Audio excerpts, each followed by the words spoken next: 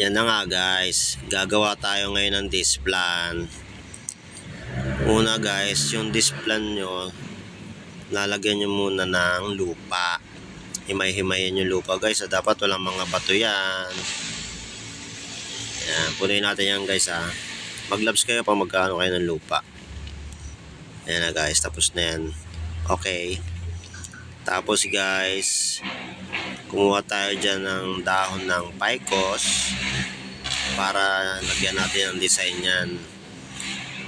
Lagyan natin design, lagyan natin Picos dyan. Tapos kayo na bahala mag-design yung kung ganun gusto nyo design. Sa akin ginamit ko dyan 2 Picos na maliit tapos 1 Papua. Yan guys, kailangan dahan-dahan pag ano niya, pag diin nyo kasi minsan masela ng mga halaman guys. Pag sobrang diin, syempre mamamatay. Kaya kailangan magaang yung mga kamay dyan guys ha. Bilisan ko na yan guys para mabilis matapos. Haba kasi ng video natin eh. Nag-gloves ako dyan kasi alam mo na, maselan. So banda ilalagay yung Papua guys. Time design. Kalkalin natin yung lupa para malubog siya ng konti. Yan. Yung kahoy guys ha, lagyan nyo ng kahoy sa likod. Kung gusto nyo, padagdag design lang, arte-arte lang. Ikot-ikot.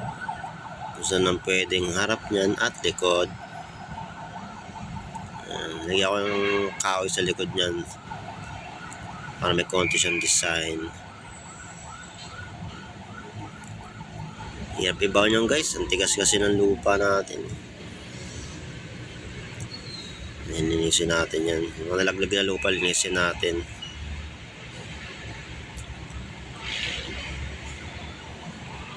Ayan siya. Lapit na matapos no. Hindi pa yan, mahaba pa yan. Yan, lagyan natin siya ng lupa sa mga gilid niya. Parang clay guys. Lagyan yung design. Kortehan nyo siya para may design na siya. Kayo nang bahalang gumawa ng korte dyan guys. Kanya-kanya tayong gawa.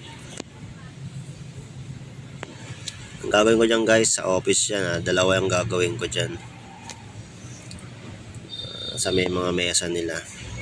Kaya tuturo ko kayo paano gumawa para alam nyo na pag gagawa kayo, pag may magpagawa sa inyo, kayo lang gagawa. Kaya nyo, basic lang yan guys. Lahat na pag-aaralan.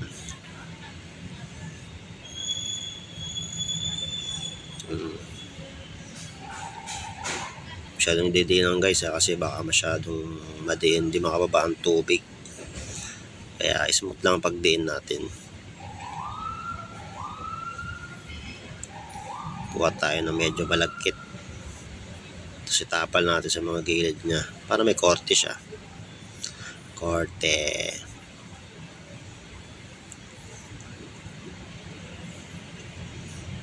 Ayan guys. Nakapakita ko na guys. Malapit na yung matapos. Ayan guys. Kumuha tayo ng moss. Ayan yung pinakadamo niya guys. Yung moss. Magiging damos. Basahin natin siya para tumikit siya sa lupa.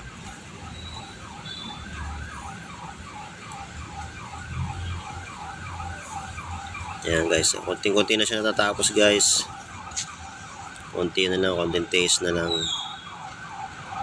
Minsan lang tayo gumawa ng mahabang video guys, naiinip na kayo agad. Huwag nyo muna scroll agad kayo, tapusin yung video. Tapos i-share nyo na lang kung gusto nyo i-share.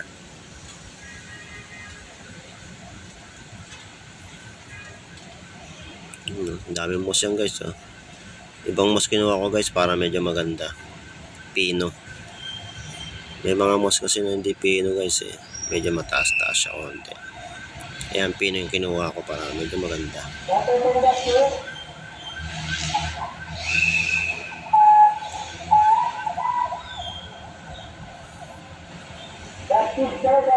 Ayan guys, malapit na matapos yung isa natin magagawa nating isa. Tapos linisan natin siya guys, sprayan natin siya ng spray gun para malinis yung paso. Wala mga putik-putik. Maya lagyan natin na yan ng bato. Sprayan nyo rin guys yung mga dahon kasi yung mga naipong lupa yan, syempre talsik. Linisan nyo hanggang ilalim para ano. Yan guys, so bato. Lagyan natin ng bato guys ay magsisilbing pinaka-design niya. Ayan guys, tapos na tayo dyan. Okay ba guys, gawa natin kahit ganyan lang. Simple lang no guys, gawa natin no. Kaya nyo rin yan. Ayan na siya guys, yung finished product niya. Ayan na siya. Okay naman na no. Okay na yan. Okay na, 1-0 na tayo guys. Meron pa tayong gagawin isa. Gawa pa tayo isa guys. Ayan ulit, ganun ulit. Lagyan natin siya ng lupa. Tanggalin yung mga bato guys. Malilit na bato kasi titigas yan sa paso natin eh. Mga pino lang lupa. Yung lupa na guys, halo na yan. Garden soil na yan. Tsaka mga ipanan tsaka lupa. Okay, pangalawa na yan guys. Ito naman gagamitin guys natin, pangalawa naman gagawin natin. Kung tawagin to guys, maki maki. Bukasan natin yung lupa, masyadong marami. Ayan. Bilisan na natin yan guys para matapos tayo. Hindi ko nilagyan ng sounds guys kasi bawal kay Meta yung sounds eh. Copyright tayo niyan. Kaya magano lang tayo, voice cover.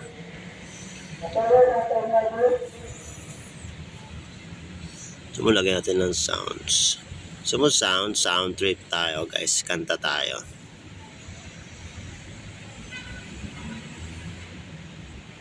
Baka nainip na kayo guys. Matatapos tayo maya lang. Dalawa kasi ginawa natin guys, kaya medyo natagalan tayo. Yan guys, suksukon nyo ng lupa, mga gilid-gilid para malubog siya konti. Tapos kayo na rin bahala mag-design. Nilagyan ko nga pala dyan ng kahoy guys. Tinayaw ko ng kahoy tapos loop, tapos bato lang. Yun lang. Simple lang naman yung mga gawa natin. Maliit lang naman yung paso natin. Pag malaking paso yan guys, bonggang design yan guys. Ang daming design yung gagamitin natin dyan. Kaso maliit lang. Simple yan lang natin. Ayan guys, sasaksakan nyo ng semento na bato para kumapit. Hindi siya mauga.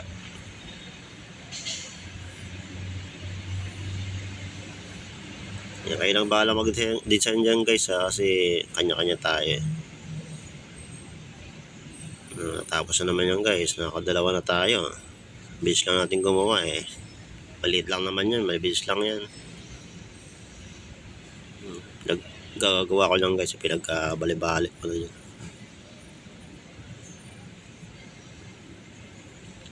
May nanonood pala sa atin yan guys, mga kasamahan natin, mga kaboblox. Siyempre, pinapanood lang tayo. Pero mga galing mga kasama ko dyan gumawa guys, mas magaling pa sa akin. Tayo medyo lang. Magaling pa rin sila. Wow! Lagyan natin ng moss guys para matapos na tayo. Tignan nyo. Nalabas na yan guys yung pinaka-design niya pag may bato na yan. Tapos moss, sprayan na natin. Linisin nyo guys para walang putik. Para pag inakit nyo siya malinis. Lagyan natin ng bato. Bato.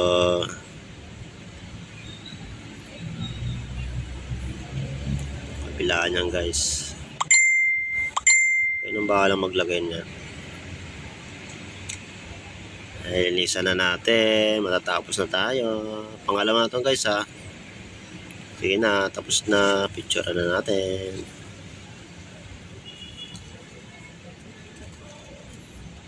Ayan sila guys, yung dalawa natin nagawa. Simple lang no. Kaya nyo rin yan.